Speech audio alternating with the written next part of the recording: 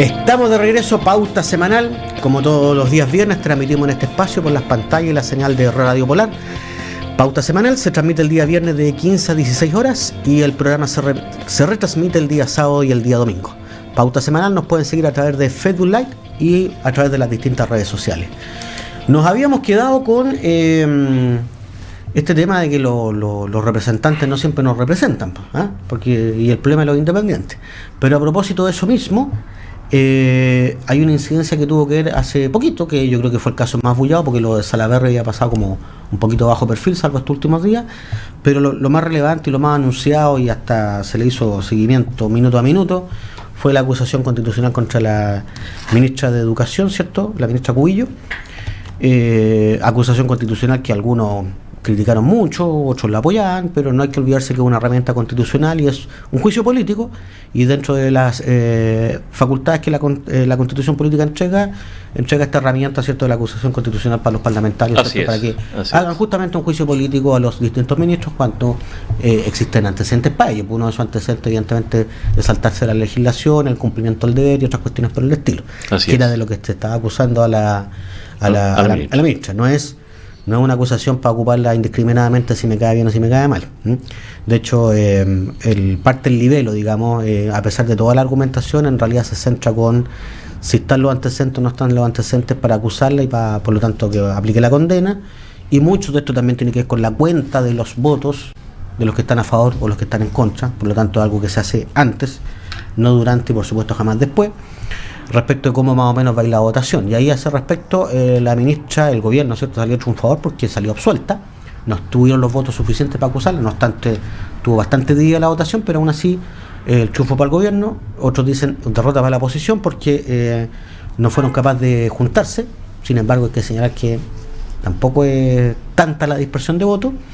Pero ahí está un poco el escenario y la puesta en escena de lo que ocurre cuando no están todos los votos alineados y cuando a veces uno se tira el agua a la piscina sin ver si primero hay agua en la piscina. Todas las anteriores, como dice el concurso. ¿Cuál es la respuesta? Todas las anteriores. Todas las anteriores son la respuesta. Efectivamente, yo creo que esto fue una derrota para la oposición, una derrota, en todo caso, uno podría cuestionar cuán grande puede haber sido, y fue una victoria para el gobierno, pero también una victoria pírrica, en el sentido de que la ministra Cubillos en las últimas encuestas tuvo un bajón bastante importante. Es decir, a ella le pegó también en las canillas esta acusación. Pero si uno va al fondo del asunto, ¿por qué esta acusación constitucional? ¿Por qué se acusa a alguien? ¿Por qué se acusa a alguien? Claro. En primer lugar, hay que considerar que esta es una acusación de carácter político, claro, y no técnico, como intentó la derecha en algún momento argumentar. Y no es jurídica tampoco. Y no es jurídica, es política. ¿Por qué es política? Porque de lo que se acusa, o de lo que se acusó a la ministra, es de que ella vulneró la Constitución y la ley. ¿Y cómo lo hizo?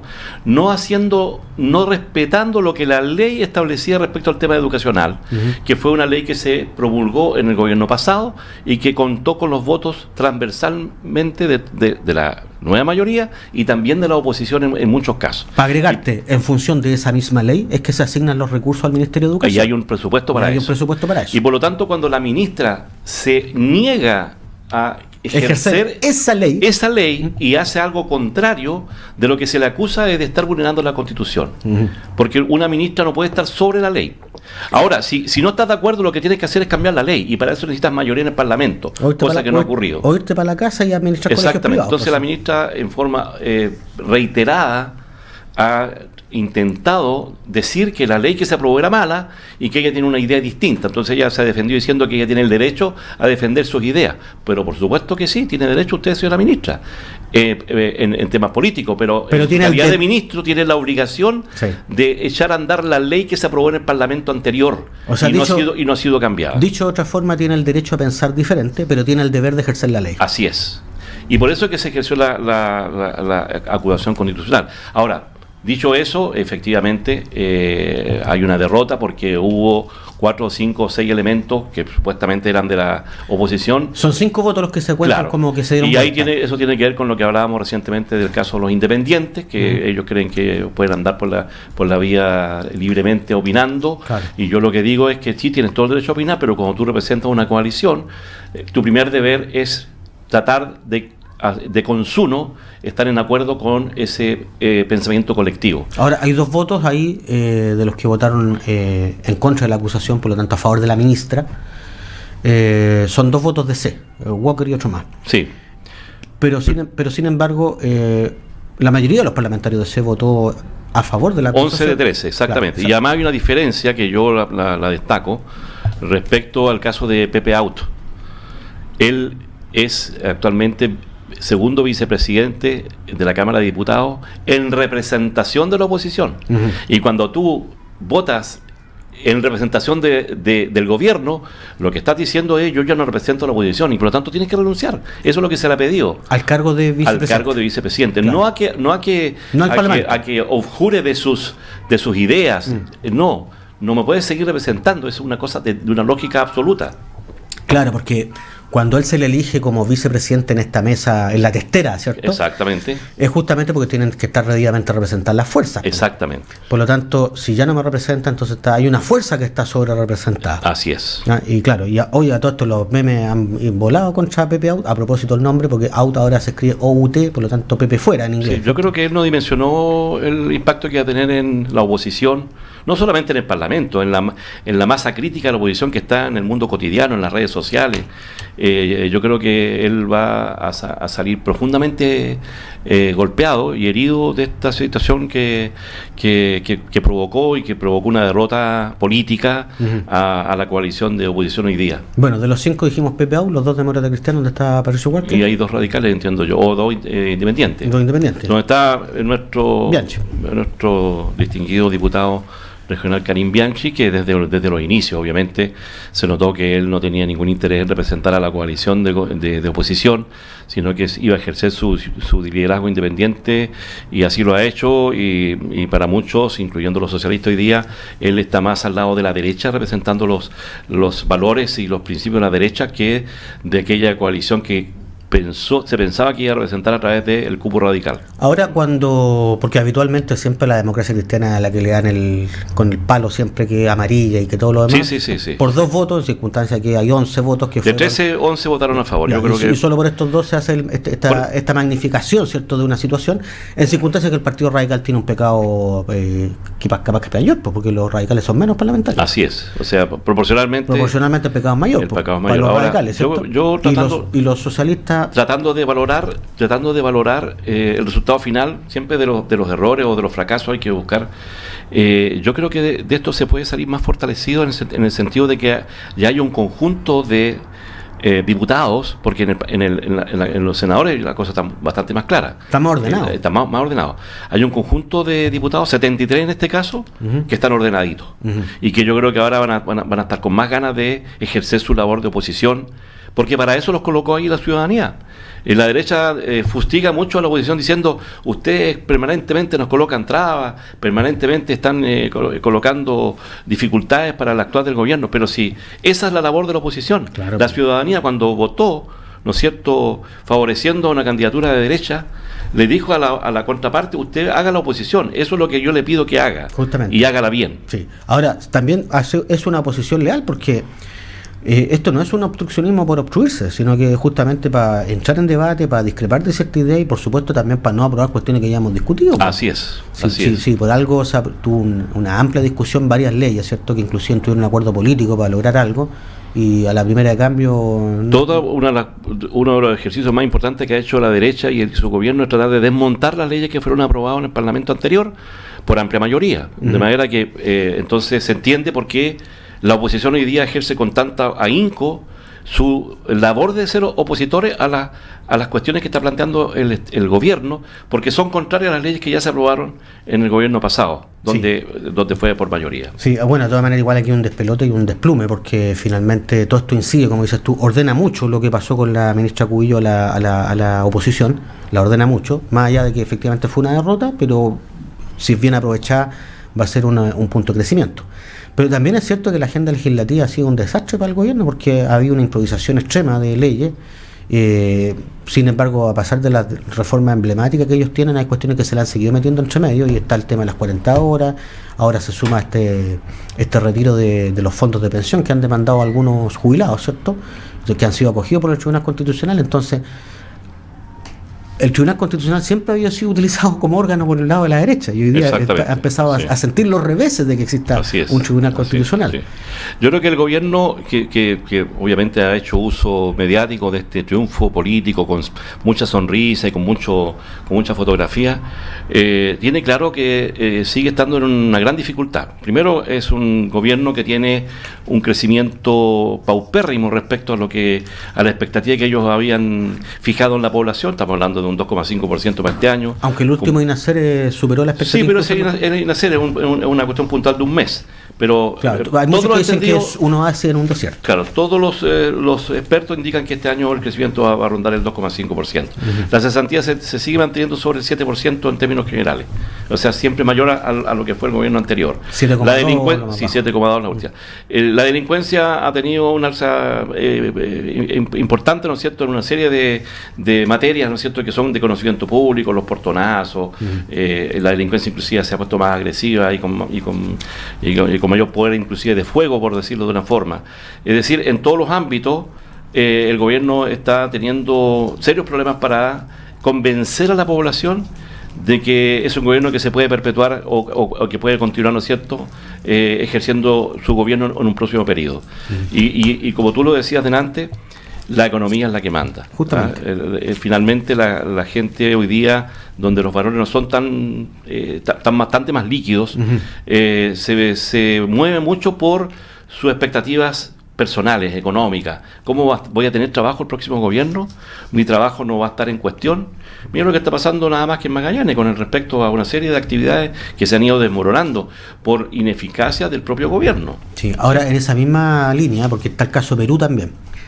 Perú, lo vimos, pues Perú y Ecuador, pero en Perú particularmente se disuelve el Congreso por los casos de corrupción supuestamente acusados, en circunstancias que Perú ha tenido a todos los presidentes enjuiciados o presos por, algunos están presos por corrupción. Kuczynski es el único que está hoy día con una orden precautoria, ¿no es cierto?, de arresto domiciliario, pero que está siendo enjuiciado. Claro, pero todos los demás o condenados han tenido juicio, ¿cierto?, por este tema de la corrupción, por lo tanto es un poco extraño que el presidente disuelva el Parlamento por eso. Y por otro lado, una presidenta que se autodesignó, ¿cierto?, se autodelegó. Pero que finalmente resignó el cargo, sí. Y claro, resignó el cargo, pero estuvo un día. Estuvo un día, pero finalmente, y en Ecuador otros fenómenos también parecidos de atentación a las libertades democráticas, ¿cierto? Pero ahí el presidente prácticamente estableció un estado de sitio. Claro. Pero el gobierno chileno no ha hecho ninguna manifestación, ningún pronunciamiento. Nada. Los partidos de derecha no han llamado a la ONU a que se pronuncie respecto de nada de aquello. Y sin embargo el tema de Venezuela ha sido como sobreexagerado con el Chilezuela, Chilezuela. En Venezuela pasó exactamente lo mismo. El presidente electo en su oportunidad legítimamente llamó hizo que el Parlamento, no sé cuál es la forma. Lo intervino finalmente. El Parlamento dice ya no hay elecciones. Acá se hizo lo mismo en Perú, en Ecuador hay estado de sitio y el gobierno no ha dicho nada respecto a si eso democráticamente es legítimo. Y ahí se demuestra la doble faz. Claro. Este gobierno de derecha obviamente fustiga cualquier gobierno que tenga algún cariz distinto de izquierda, de centro izquierda, porque Ecuador y Perú están en la línea de la derecha. Son gobiernos de derecha. Claro, por lo tanto es notorio como los abrazos con Macri, ¿no es cierto?, en Argentina, y mira el desastre que tienen los argentinos con Macri. O sea, los niveles de pobreza. Hoy las votaciones son este mes. 34% de pobreza en Argentina, de pobreza. Exacto. Es decir, algo inusitado en un país que hasta la década del 50 era casi un país europeo. Sí, 34% de pobres, efectivamente. Ellos se dispararon del 12, algo al 34 en estos últimos 25 años. Y eso es lo que logra un gobierno de derecha, uno podría decirlo sin ninguna dificultad. Mira, ahí están las ideas del mundo de derecha que cree que el mercado lo resuelve todo, que la economía funciona en forma autónoma, ¿no es cierto?, y que son las fuerzas libres del mercado las que resuelven la riqueza y la pobreza de las personas. Ahí tenemos un caso concreto de una economía neoliberal dirigida por un neoliberal como Macri, amigo de Piñera, y que tiene al país argentino en el desastre A mí económico. Lo que me preocupa sí es, insisto, de que no se ha dicho nada respecto a Perú, no se ha dicho nada respecto a Ecuador. El tema de Perú está casi invisibilizado, en circunstancias que se hizo una tremenda exageración por lo que pasó con Venezuela. Y particularmente no hay ninguna postura del gobierno en señal de rechazo, aprobación, nada por el estilo. Así es. Pero bueno, son otros de los temas por los cuales las fuerzas de izquierda, como tú dices, se tienen que alinear, y por el otro lado seguramente las fuerzas de derecha también van a tener que redefinirse qué tan apegadas a la democracia están o no. Porque igual uno de repente cuando escucha a ciertos militantes de Bópoli, uno ve cierta efectivamente cariño por la democracia, cierta inocencia de pensamiento también, como alguna gente izquierda también lo tiene. Pero hay otros sectores que no son tales. Mira, yo en los dos bandos, en esto voy a seguir bregando por algo que puede ser ingenuo a esta altura de la vida en política. No existe ninguna posibilidad de volver a representar a los ciudadanos chilenos en los gobiernos regionales, comunales y nacionales si no existe la más amplia unidad. Cualquiera de los actores, independiente de quién sea, estamos hablando de la democracia cristiana hasta el Frente Amplio, que se salga de la posibilidad, ¿no es cierto?, de constituir un marco de acuerdo programático, implica que va a seguir gobernando la derecha, porque tú sabes que las elecciones se ganan por 2-3 puntos finalmente. Es la gran lección. Mira lo que está ocurriendo en España. Llevan 15 años tratando de ponerse de acuerdo y todavía no pueden. Hay una coalición, entre comillas, que ganó las elecciones. Se le cae el gobierno. Y sin embargo se le está cayendo el gobierno porque no se pueden poner de acuerdo de quién gobierna y quiénes no, y quiénes entran y quiénes salen. El progresismo mundial, la izquierda o la centroizquierda, está hoy día sumergida en un fenómeno que tiene que ver obviamente con las expectativas también de la gente desde el punto de vista económico, y que no ha resuelto. Y si eso no se resuelve en Chile, si seguimos pugnando por las peleas pequeñas, por aquellas cosas que nos diferencian y no por aquellas cosas que nos unen, vamos a seguir en esta cosa de ser oposición, mientras la derecha tiene clarita la película de cómo gobernar. Hay alguien que dijo que los únicos que tienen conciencia de clase hoy día bien definida es la derecha. Sí. Oye, cosa curiosa, hoy es 4 de octubre. Y el Partido Socialista, tú me dices que se juntan mañana, 5 de octubre. Mañana 5, sí. 5 de octubre eligieron la fecha por algo. Hay una coincidencia también. Porque ustedes siempre tienen esta revisión histórica de la fecha que les gusta. Sí. De hecho, va a haber una actividad mañana que tiene que ver con la celebración del 5 de octubre, como la fecha en el triunfo del no. El triunfo del no, ¿cierto? Sí, y muchas otras cosas. Antiguamente el 4 era, no sé si de septiembre, pero el 4 era donde se elegía el presidente el 4 de septiembre. 4 de septiembre. Entonces el 4 tiene una significación también importante, sí. Ya, pero eligieron un poco la fecha por la rememoración. Sí, hay una coincidencia y se aprovechó ¿Y la ex concertación o la nueva mayoría, o los partidos que formaron, por último, esta concertación de partidos por la democracia en su época para luchar contra la dictadura y por el sí y el no, ¿cierto? Para que triunfara la opción del no, ¿va a haber alguna actividad? No tengo antecedentes sobre eso, por lo tanto yo me imagino que no. Ahora, yo también entiendo que están en dificultades porque hay partidos que estaban recién eligiendo su directiva, en el caso nuestro. Hay otros que están en proceso también de una serie de claro, pero finalmente esas son excusas. Claro, yo por lo menos no. Yo me imagino que esto a nivel nacional es algo que debiese haber sido discutido. Es que yo creo que las cuestiones regionales están siendo impactadas por las situaciones nacionales. Porque por más que acá haya habido buenas intenciones en el conjunto de la oposición, llámese Democracia Cristiana, Partido Radical, Partido Comunista, Partido Socialista, que nos reuníamos permanentemente, efectivamente estas situaciones que están ocurriendo en el Congreso con estas votaciones. Estas votaciones hace que sea difícil todavía coincidir en un programa de trabajo permanente en la región. Yo creo que eso todavía está ahí, está oscureciendo el panorama. Bueno, esto sería una muy mala señal si 5 de octubre mañana no hacen algún acto los partidos, porque daría a entender, ¿cierto?, que ya la nueva mayoría como tal y la ex concertación finalmente está totalmente... Es que yo creo que eso es una realidad. Yo creo que la nueva mayoría ya no existe, la concertación tampoco, lo que no significa que no existan los partidos políticos, los movimientos y las personas que en algún momento confluyeron a esos movimientos para formar uno nuevo. Porque no nos olvidemos, insisto, que hay otros actores en la política, en la centroizquierda, que están teniendo opinión y que tienen fuerza. Mire, no nos olvidemos en las últimas encuestas. No soy muy amigo de las encuestas, creo que de repente son manipuladas, pero en la última encuesta Lavín tuvo una baja importante. De hecho, quedó debajo de Beatriz Sánchez. Beatriz subió al 14%. Al 14%. Claro, exacto. Entonces, no hay que olvidar que esos fenómenos también conducen a tener que decir, bueno, tenemos que conversar entre todos. Porque va a llegar un momento en que tenemos que ver esa situación. Oye, una cosa que sí le ocurrió al gobierno, a propósito de las encuestas, es que apenas subió la aprobación en un punto. Sí, claro, sí. por el tema económico, pero sigue siendo mayoritariamente mayor el rechazo. Rechazado, exactamente. Sí. Oye, y el Frente Amplio, la gran incógnita y el gran misterio.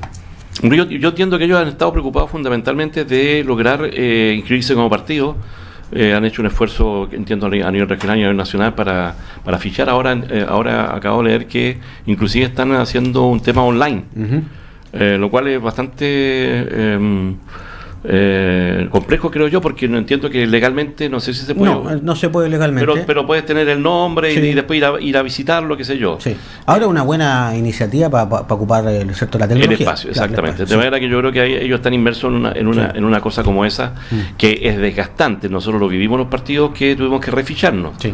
Ahora no te olvides que también hubo un proceso entre los partidos, en algún momento se hicieron primarias con el registro electrónico. Así es. Y funcionó. Por lo tanto, yo creo que el Frente Amplio está haciendo un buen ejercicio de cosas que y yo creo que se han dado señales sobre todo del Frente Amplio, que fue siempre muy refractario a los partidos que conformaron la concertación, a la mayoría, a abrir espacios de diálogo, de conversación. No digo con esto a llegar a acuerdos, pero por lo menos, oye, sentémonos a conversar, porque estamos de este lado de la valla. Claro, estamos más cerca para el lado izquierdo que para claro. Entonces yo creo que eso va a ser un elemento importante para lograr acuerdos, por último, locales, que son importantes. Sí.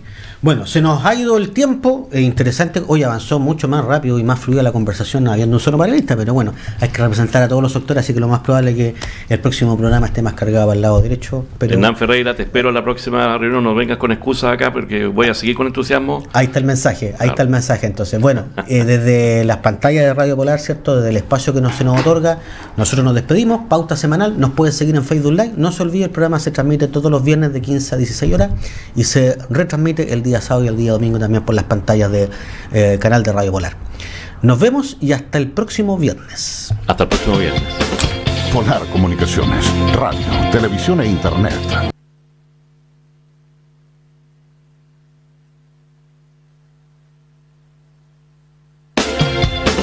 Polar Comunicaciones, radio, televisión e internet presentó Pauta Semanal. Participan Hernán Ferreira, Eduardo Manzanares, Cristian García y Juan Francisco Miranda. Polar Comunicaciones, después de la noticia, el análisis.